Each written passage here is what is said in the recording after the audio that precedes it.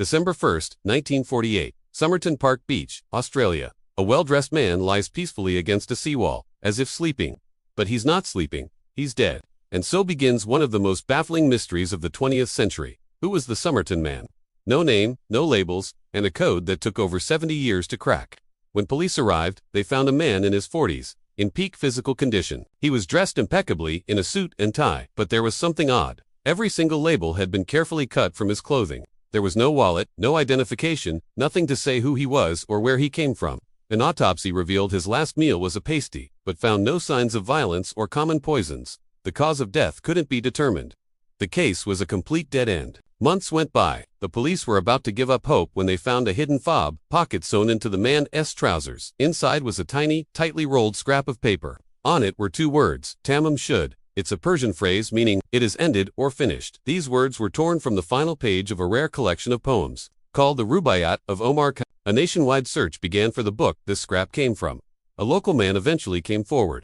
He said that after the story broke, he found a copy of the Rubaiyat tossed into the back of his car, which he'd left unlocked near Somerton Beach around the time of the man's death. He thought nothing of it until he saw the news. When police examined the book, they found the last page, with the words Tamam Shud had been torn out. It was a perfect match, but that wasn't all. Inside the book, faintly penciled on the back cover, was what looked like a secret code.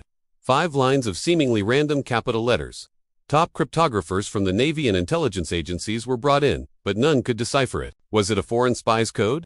The dying message of a jilted lover. The mystery deepened even further. On the same page as the code, a phone number was written down.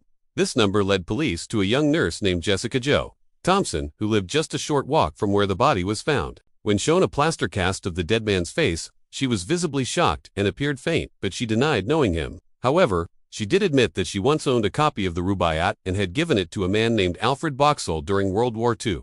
For a moment, it seemed the case was solved. The Somerton man must be Alfred Boxall. But there was a twist. Police located Alfred Boxall, alive and well, and he still had the copy of the Rubaiyat that Jessica had given him, complete with her inscription. The book found in the car was a different one entirely. So, why did Jessica react so strangely? Why did she lie about not knowing the man? For the rest of her life, she was evasive about the case. Her family later said they believed she knew who the Somerton man was and that his identity was linked to her own hidden past. She took that secret to her grave. For over 7 decades, the Somerton man lay in a grave marked only the unknown man. His identity, the meaning of the code, and his connection to the mysterious nurse remained locked in speculation. Was he a spy, a victim of a Cold War plot, a man heartbroken over a lost love? Then, in 2022, a breakthrough. Using advanced DNA analysis on hairs found trapped in the plaster death mask, Professor Derek Abbott, a researcher who had dedicated years to the case, finally put a name to the face. He identified the Somerton man as Carl Charles Webb, an electrical engineer and instrument maker from Melbourne. Webb was born in 1905, and records showed he had a wife he had separated from. What was he doing in Adelaide? And why did he conceal his identity so thoroughly? The name gives us a starting point, but it doesn't solve the whole puzzle. We still don't know why he was on that beach, how he died, or what the unbreakable code means. Did his work as an instrument maker have a secret significance? And what was his true connection to Jessica Thompson, the nurse who seemed to hold the key?